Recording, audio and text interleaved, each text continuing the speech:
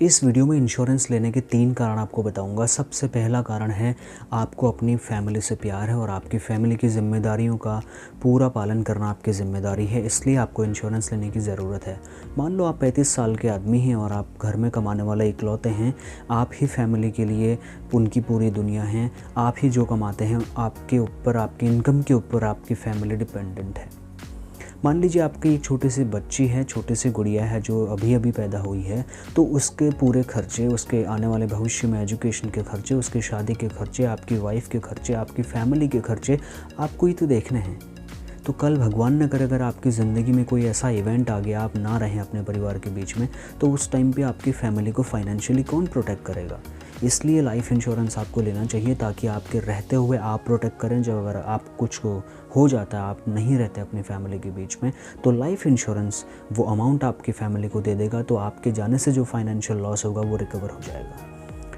दूसरा बहुत बड़ा कारण लाइफ इंश्योरेंस लेने का उन लोगों के लिए भी है जो बिज़नेस ओनर है, जो बहुत बड़े की पर्सन हैं, चेयरमैन हैं, CFO और CEOs हैं कंपनीज़ के।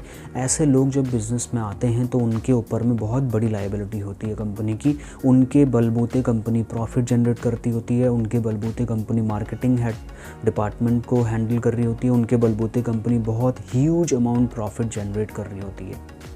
और जैसे ही ये की पर्सन की डेथ होती है या फिर ये कहीं शिफ्ट हो जाते हैं, किसी दूसरी कंपनीज़ में चले जाते हैं, तो एक बहुत बड़ा फाइनेंशियल क्रंच का खतरा कंपनी के सामने आ जाता है और उनका जो कॉर्पोरेट वैल्यू है, जो एसेट वैल्यू है, जो वैल्यूएशन उनके बिज़नेस का जो नेटवर्थ है, उसके डाउन जाने के खतरे बढ़ जाते हैं। तो उन चीज़ों के रिस्क को मेंटेन करने के लिए आपको उन सारे के सारे की पर्सन के नाम से पॉलिसी लेनी चाहिए जो लाइफ इंश्योरेंस की होगी। अगर ऐसा प्रॉब्लम आएगा भी तो आपके उस सिचुएशन में बहुत ही ज़्यादा ह्यूज अमाउंट आपकी कंपनी को मिलेगा, जिसकी हेल्प से आप एक अच्छा की पर्सन तुरंत ही रिप्लेस कर सकते हैं और एक नया की पर्सन अपॉइंट कर सकते हैं। तीसरा और बहुत इम्पॉर्टेंट जो रीज़न है लाइफ इंश्योरेंस होने का, वो ये कि आपकी ज़िंदगी के जो भी लायबिलिटीज़ हैं वो ख़त्म हो जानी चाहिए आपके नहीं रहने पर। जब तक आप हैं आप उनका EMI दे रहे हैं, घर का EMI दे रहे हैं, बिजली का बिल दे रहे हैं, यूटिलिटी बिल्स दे रहे हैं और कोई एक्स्ट्रा बिल्स दे रहे हैं, पर्सनल लोन दे रहे हैं, बिज़नेस लोन लिया हुआ है, कोई चीज़ रेंट पे ली हुई है, कोई EMI पे लिया हुआ है, बहुत सारे लेन देनदारी चल रही है आपकी लाइफ में।